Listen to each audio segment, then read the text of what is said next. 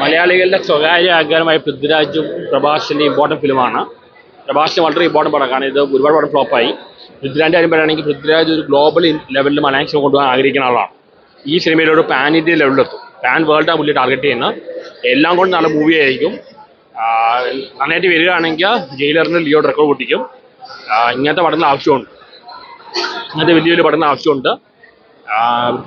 പൃഥ്വിരാജും പ്രഭാസും രണ്ടുപേർക്കും ഇമ്പോർട്ടൻറ്റ് പടമാണ്. നന്നായി വരട്ടെ, വലിയ ഹിറ്റാവട്ടെ. ഹിറ്റാണെങ്കിൽ ലിയോടെയും ജയിലറിന് റെക്കോർഡ് പൊട്ടിക്കാൻ സാധ്യതയുണ്ട്. നന്നായിട്ട് വരട്ടെ.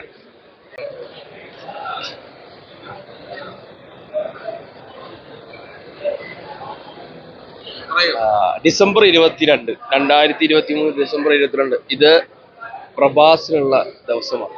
കാരണം ഒരുപാട് നമ്മൾ കാത്തിരുന്നിട്ട് ഒരു പ്രശാന്ത് നീൽ പ്രഭാസ് കോംബോ അവതരിക്കാൻ പോവാണ്.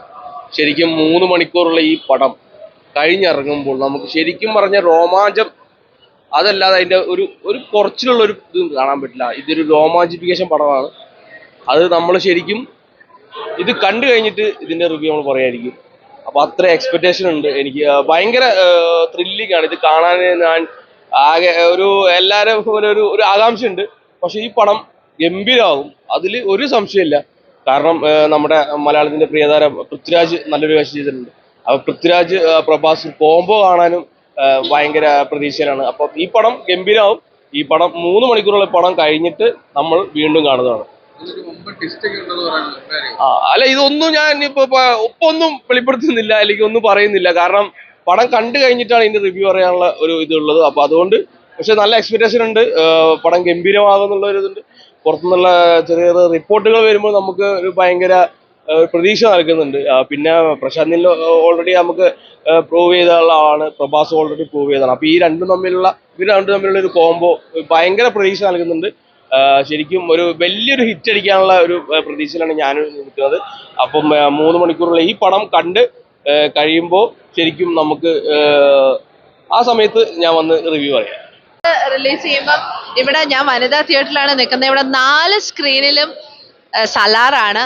അതുകൊണ്ട് തന്നെ ഭയങ്കര ഒരു സന്തോഷം. എല്ലാ സ്ക്രീനിലും ആൾക്കാർക്ക് ഫുള്ളായിട്ട് ഇരുന്ന് കാണാനുള്ള ഒരു സൗകര്യം കൂടെ മാജിക് ഫ്രെയിംസും പൃഥ്വിരാജ് പ്രൊഡക്ഷൻസും ഒരുക്കി എന്നുള്ളതാണ് ഭയങ്കര രസം.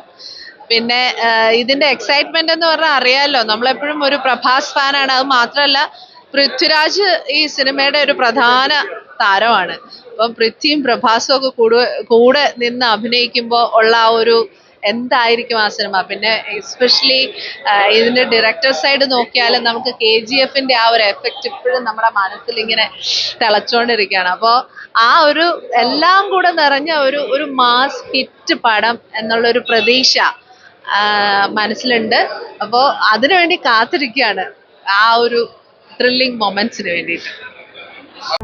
കൂടുതൽ വീഡിയോസിനായി B4 Place ഫോളോ ചെയ്യൂ, സബ്സ്ക്രൈബ് ചെയ്യൂ.